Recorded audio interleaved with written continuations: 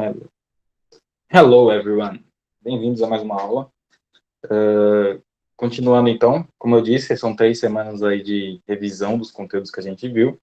Na semana passada a gente fez uma revisão sobre equilíbrio de um ponto material. Então vamos dar continuidade. Vou colocar aqui para apresentar meus slides. Um minuto. Todo mundo vendo meus slides. Então vamos lá. Basicamente a gente já viu um pouquinho sobre equilíbrio de um ponto material. Agora a gente vai ver uma revisão de polia e centro de massa, ok? Então, vamos lá. Falando um pouquinho de polia, basicamente vamos relembrar o que seria o que seria uma polia no caso, tá? Polia a gente pode, eu vou até passar um pouco para frente, ele seria como se fosse um mecanismo utilizado, né, que seria uma rodinha, basicamente, onde a gente passa uma corda e ele é usado para levantar objetos ou arrastar objetos e tudo mais. Então, vendo aqui atrás, a gente vê, ó, para que serve uma polia. A polia em si, ela serve para mudar a direção e o sentido da força em que o objeto que o objeto é puxado. Então, a tração, lembra, força na corda é tração, podendo facilitar algumas tarefas. Por exemplo, se eu tiver uma polia aqui, ela está presa aqui a um telhado, ok? Eu posso ter um objeto, uma caixa, por exemplo, está passando uma corda sobre a polia, que vai ser puxada aqui para baixo, tá? Se vocês repararem, a gente vai ter algumas forças agindo nessa corda. Perdão. A gente tem algumas forças agindo. Então, por exemplo, essa caixa está sendo puxada para cima. Essa é a força de tração. Você concorda que, como eu estou puxando a corda para baixo, tem uma força de tração aqui, vai ser a mesma força que está sendo para levantar a caixa, certo? Então, a polia, então, em si, serve realmente para isso, para mudar o sentido da força, a direção e o sentido da força. Foi o que aconteceu nesse caso aí que eu mostrei para vocês. Quantos tipos de polia existe? A pergunta. E a resposta é 2 tipos. A gente tem as polias fixas, por exemplo, essa daqui, né, que eu coloquei no exemplo. Ela é uma polia que está fixa ao teto. E temos as polias móveis. Polias móveis e as polias que saem do lugar. Ou seja, elas levantam ou abaixam de acordo com o movimento que você faz nas cordas. A gente vai entender um pouquinho melhor no exemplo futuro aí. Bom, então, uma polia fixa em si é uma polia que está presa a uma superfície, e como eu disse já, para levantar esse bloco aqui, a gente precisa fazer uma força aqui no sentido para cima, certo? Só que puxar uma caixa para cima por uma corda é complicado, ainda mais se essa caixa for muito pesada. É mais fácil eu puxar ela para frente, certo? Como se eu estivesse andando, puxando ela para mim, ou levando ela para frente. Então, o que a gente faz? A gente usa uma polia fixa aqui para mudar o sentido, a direção da força que eu tenho que fazer para levantar essa caixa, assim facilitando o meu trabalho, ok? E aqui, explicando um pouquinho como seria a polia móvel, aqui a gente tem uma polia fixa, ok? E aqui do outro lado, a gente vai ter, na esquerda, a gente tem a polia móvel. A polia móvel, basicamente, então, é uma polia que ela fica solta, ela só está presa pela corda, enquanto a outra está presa aqui em um suporte aqui no teto, a outra ela só está presa pela corda. Quando o rapaz puxar essa corda aqui, o que vai acontecer? Essa corda vai ser puxada, essa polia ela vai subir junto com a caixa, tá? Então a polia vai subir junto com a caixa. Ah, Rafa, mas o que isso faz de diferente? A diferença é que, essa caixa ela tem um peso, certo? Tem um peso P.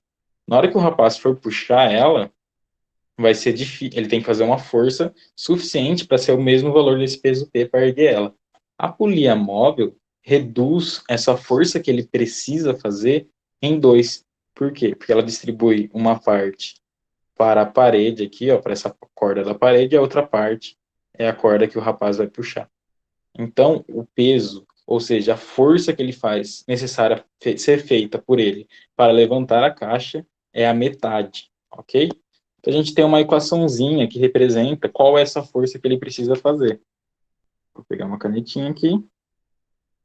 A força que o rapaz precisa fazer para ele levantar a caixa quando tem uma polia móvel, força F, é igual o peso da caixa que ele está levantando, dividido por 2 elevado a N. Mas o que é esse N, Rafa? O N é o número de polias móveis. Nesse caso aqui do lado, quantas polias móveis eu tenho? Tá? Bom, essa primeira aqui está fixa na parede, então ela não é uma polia móvel. Essa segunda, ela está solta, então eu tenho uma polia móvel. Então aqui no lugar do N, eu colocaria o valor de 1 nesse caso. Entendido? Um exemplinho aqui para vocês, ó. Bom, antes de ler o exercício, vamos entender o que está acontecendo. Eu tenho um bloco que tem uma força aqui, peso, porque ele tem uma massa, então ele tem uma força peso, certo? Aí a gente tem 3 polias aqui. Vamos identificar qual que é fixa e qual que é móvel. Lembra que eu falei? As fixas estão presas na parede ou no teto. Então essa primeira aqui é uma polia fixa, tá? Essas outras duas, tá vendo que o centro dela não está preso ao teto? Então a gente tem duas, então uma fixa, a gente tem duas móveis, ok? Entendemos todo o exercício. Então a corda está sendo puxada e para erguer esse bloco aqui, certo? Então vamos ler o exercício. Ó. No sistema a seguir, que força deverá ser exercida na corda 1 para levantar uma massa de 200 kg? Então a gente tem a massa do objeto e a equação de polia é que a força necessária para erguer é igual ao peso dividido por 2 elevado ao número de polias móveis. Bom, no nosso caso a gente tem que descobrir o valor de F. A gente tem o valor do peso? Sim, o peso nada mais é que a massa vezes a aceleração da gravidade. A massa é 200 quilos vezes 10, que é a gravidade. Então, 2.000 newtons. Ok? Esse é o peso. Beleza, a gente tem um número de polias móveis? Temos, que é 2, que eu falei aqui. Então, agora é só calcular o valor da minha força. Então, a força F vai ser igual o peso, que é 2.000 newtons, dividido por 2 elevado ao número de polias móveis, que é 2. 2 elevado a 2, 4. 2.000 newtons, dividido por 2 elevado a 2, que é 4. Então, a força necessária a ser feita para levantar esse bloco, usando esse sistema de polias, é igual a 500 newtons. Fácil, né? Polia basicamente é isso, beleza? Não tem segredo. Um esquema é identificar as polias móveis e as polias fixas, então usar a equaçãozinha para calcular, beleza? Estou montando lista de exercício com alguns exercícios de polia. Vamos para a segunda parte, talvez mais complicada aí para você, para todo mundo. Talvez vocês achem meio complicado, mas não é, tá? É bem tranquilo, vocês vão entender o porquê. Ok, coloquei isso aqui sem querer. Perfeito. Segunda parte, vamos falar sobre centro de massa, tá? Vamos entender um pouquinho o que seria esse centro de massa. Eu vou introduzir vocês. Centro de massa é como o próprio nome diz, tá? É o centro onde está concentrada a massa. Então, vamos supor que o nosso sistema solar, vamos pensar no nosso sistema solar. Sol, tem os planetas, Mercúrio, Vênus, Terra, Marte, Júpiter, Urano e Netuno. Todos eles têm massa, certo? Nosso Sol tem uma massa muito grande, Mercúrio tem massa, Marte, Terra, Júpiter, todos os planetas têm massas aí. Tá? E todos eles têm uma certa distância em relação ao Sol, ok? E eu falo assim para você, qual que é o centro de massa do nosso sistema solar? Bom, o centro de massa do nosso sistema solar vai ser um ponto na região de todo o nosso sistema solar, desde o Sol até Netuno, tem um ponto específico que seria a média, onde estaria concentrada toda a massa do sistema solar, naquele único ponto, tá? É como se você atribuísse um ponto específico onde está concentrada toda a massa. Por exemplo, aqui, eu tenho um sistema no plano cartesiano XY, clássico, que todo mundo conhece. E nele eu coloco 3 pontos. Coloco P1, P2 e P3, tá? Eles têm suas respectivas coordenadas. P1 tem a coordenada x1, y1, P2 tem a coordenada x2, y2, e P3 tem a coordenada x3, y3, certo? A questão é, qual que é o centro de massa desse sistema? Para fazer isso, eu preciso saber algumas características, que é a posição de cada ponto e a massa de cada ponto. Sabendo isso, eu vou usar a equação aqui, achando o ponto, que é a localização onde fica o centro de massa do X e a localização onde fica o centro de massa de Y. Para isso, tem uma equaçãozinha aqui, beleza? Se vocês olharem, é a massa do bloco 1 vezes a posição x1, mais a massa do ponto 2 vezes a posição do ponto 2, mais a massa do ponto 3 vezes a posição em x do ponto 3, dividido pela soma das massas. Pode ser escrito de outra forma, às vezes, isso às vezes é mais complicado para vocês, tá? Eu já estou mais acostumado, talvez tem gente que está mais acostumado, que seria assim, 1 dividido pela soma das massas, ou 1 sobre a massa total, vezes a soma da massa de cada um vezes a posição em x de cada um. Aí, esse símbolo grandão significa somatório, beleza? Se não quiser, pode pensar nesse daqui. Caso já está falhamente acostumado, pode pensar nesse sistema aqui, tá? Tanto faz. Então, feito isso, calculando através dessa equação, eu consigo encontrar, então, que o meu centro de massa ele está posicionado aqui em X. Ok? Encontrei o X do centro de massa. Repito o mesmo processo para Y e acabo encontrando, aqui está para Y, centro de massa. Aí eu descubro que o meu ponto de centro de massa, ou seja, a região onde está acumulada a massa total do sistema, é naquele ponto. Ok? Rafa, não ficou muito claro. Vou simplificar um pouco para vocês. Na física, quando a gente vai calcular algumas coisas, usar algumas formas geométricas para determinar, por exemplo, calcular o centro de onde está concentrado o maior ponto de massa da Terra, que é uma esfera. Para isso a gente usa algumas ferramentas matemáticas, e uma delas é esse, o centro de massa. Ou, vou calcular o equilíbrio de um corpo extenso, quero deixar ele equilibrado, parado, bonitinho. Para isso, eu preciso determinar o centro de massa dele, ok?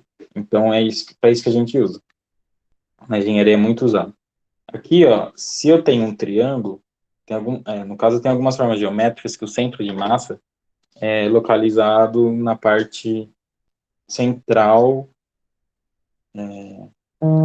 que leva a divisões iguais, ok? Fugiu a palavra da cabeça agora. Por exemplo, no triângulo aqui, central simétrico, tá?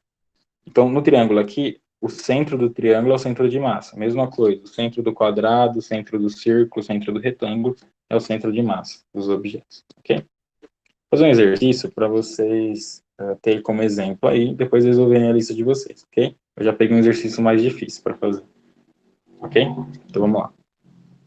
Ele fala assim, eu tenho um caso, um plano cartesiano, x e y aqui, e 3 pontos materiais, ponto B, ponto D, beleza? De massas iguais a M. Então, todos eles têm uma massa M. Eles estão situados nas posições indicadas na figura ao lado.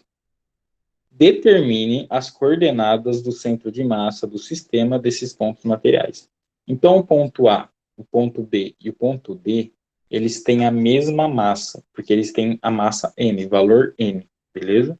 E ele dá, então, o desenho para mim encontrar as posições, beleza?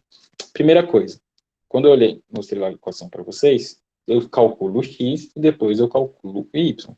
Então, vou fazer isso aqui também, beleza? Abscissas, então, vou colocar aqui. Pela equaçãozinha, para me encontrar o x do centro de massa, eu vou ter que pegar a massa do 1, que é m, vezes a posição do A, né? Mais a massa do B, que é M também, vezes a posição do B, mais a massa do D, que é M, vezes a posição do D, dividido pela soma da massa de cada um. Então, é M mais M mais M. Beleza? Eu sei as posições, eu sei a massa de cada um? Sei, tudo vale M. Eu sei a posição de cada um? Sei. É só olhar aqui, ó. A posição do A em X, ele está no ponto zero, ok? A posição do B em X, ó, ele está 1, 2, ele está aqui no 2. E a posição do D em X, ele está aqui no 4. Ok? Achei a posição de cada um, então. Vou substituir na equação de X aqui. Beleza? Então, vamos calcular a posição do centro de massa em X. Então, a posição do centro de massa em X é igual a massa vezes X de A, que é 0, mais a massa do B, que a posição do B é 2, mais a massa do D. Opa. Calma aí, borracha.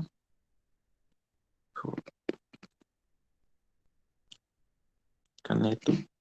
A massa do D vezes a posição dele, que é 4. Dividido por M mais M mais M, são 3. M.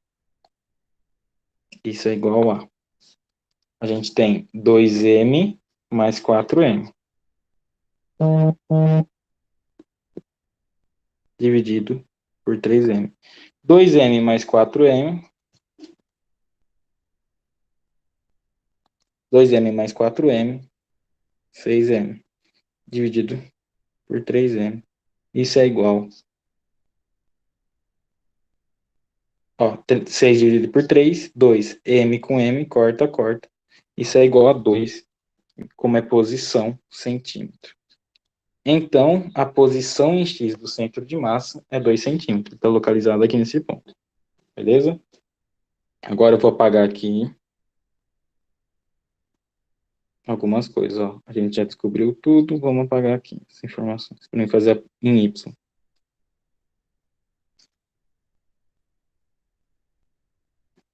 Vamos lá. Calma, já vou anotar ali do lado que eu descobri então que a posição em X. Opa. A posição em X do centro de massa é 2 centímetros. Agora, tá. Agora eu vou fazer a posição Y. Do Y é a mesma equação, só que agora o que vai mudar é as coordenadas, tá? Então, Y, centro de massa. Ô, canetinha. Então, Y, centro de massa vai ser igual a massa do ponto A vezes a posição Y do ponto A, mais a massa do ponto B, posição Y do ponto B, mais a massa do ponto B, posição Y do ponto D, dividido pela soma das massas de cada um. Todos valem M, então é M mais M mais M. Então a posição é... Bom, vamos determinar YA é igual, se você olhar aqui em Y no ponto A, 0. YB é igual 1, 2, 3, ele está em 3. E YD, ele está em 0 também. Ok? Em Y está em 0. Então, vamos substituir lá. Mesma coisa. Massa vezes Y é 0, mais YB é 3, mais YD, que é 0, dividido por MM mais M, 3M. Beleza? Zero é isso daqui, porque 0 vezes M é 0. Zero é isso daqui, porque 0 vezes M é 0. 3M dividido por 3M. Corta M com M, 3 dividido por 3. Então, quer dizer que a posição em Y do centro de massa é 1 centímetro. Olha aí. Eu tenho, então, que... Opa, espera que eu preciso de novo do azul. Então, a posição em Y é 1 centímetro, beleza? Eu sei que as coordenadas do meu centro de massa é igual em X 2 centímetros, em Y 1 centímetro. Então, aqui olhando graficamente, em 1 centímetro, 22 em X, essa é a posição do meu centro de massa. Olhando para esse sistema, eu sei que os 3 pontos distribuídos a massa deles no sistema estão localizados a concentração da massa total nesse ponto aqui, x igual a 2y igual a 1. Fechou? Hoje, essa semana é só isso, tá? Polir centro de massa. Na semana que vem, a gente vai finalizar com ponto, com torque e ponto extenso, uma revisão zona de exercício com vocês, beleza? Galera, eu quero aproveitar para fazer o seguinte. Aproveita eu, durante a aula, para tirar dúvida. Aproveita para pegar os momentos de atendimento à tarde que eu tenho, que às vezes o pessoal deixa para a última hora e acaba não fazendo. Faz no mesmo dia os exercícios, fica livre disso. Domingo você não precisa fazer nada de física, nem na segunda, nada de sábado. Faz à tarde, eu estou disponível. Tem uma galera que me procura, eu sempre abro vídeo chamada e faço. Não deixa para me chamar na quinta ou sexta, que são os dias que eu não trabalho no Porto Alvorada, mas eu tenho outro trabalho, né? Então eu estou atendendo outras coisas nesses dias. Aí a galera me chama, às vezes eu não consigo atender, e parece que eu estou deixando na mão, mas não é por causa disso, é porque eu não tenho horário mesmo para atender vocês. Então me procurem, fica à vontade em relação de perguntar. Segunda, terça e quarta tarde, estou disponível para vocês, 100%, beleza? Palavra, acho que é isso, tem mais exercícios que eu vou disponibilizar para vocês, e estarei em live também para tirar dúvidas, fechado? A informação que eu trago agora é importante. A chamada vai ser a lista entregue. Então não precisa entrar na live só para mandar nome e número. Entregou a lista até domingo para mim, e você tem presença garantida essa semana, beleza? Essas 3 semanas estou pegando mais leve em relação a isso. Mas quer dizer que você deixando de fazer, você está com falta e sem nota da atividade, perfeito? Estou corrigindo as atividades, até sexta-feira posto as notas, e eu acho que é isso que eu preciso falar para essa semana. Fechado? Então, muito obrigado. See you next time. Tchau.